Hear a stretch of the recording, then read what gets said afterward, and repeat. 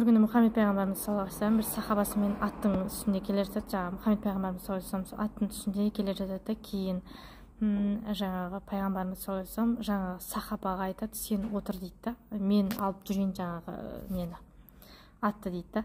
Сонымен ол сахабаның аты Оқба дейді, Ибн Амр дейді. Ол Құранды Мұхаммед Пайғамбарымыз саллаллаху алейхи ва салламның аузынан жаттаған ұлы сахаба екен.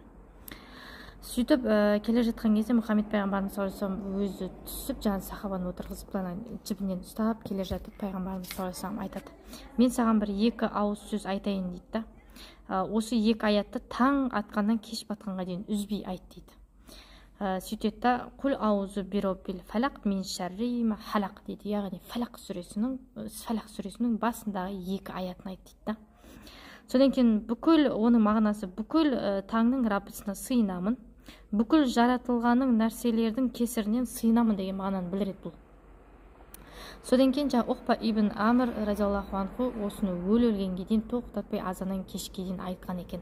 Яғни бұның мағынасы бүкіл таңның Раббысы барлығын тастап тек бір Аллаға ғана сыйынамын, дұрыс па? Әлемдерді жаратқан Аллаға сыйынамын.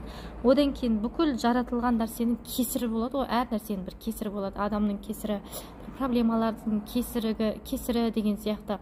Адамнан кейін кесір болады, мысалға өзіңіздің тіліңізден немесе күнәңізден кейін кесір болады. Сол кесірлердің барлығынан сақтанамын деп осы Фалақ сүресінің басындағы екі аятын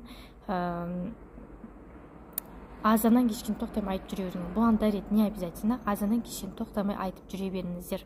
Мына жерге қазір экранға жазып қоямын. Құл аузу бироббил фалақ мин шарри ма халақ.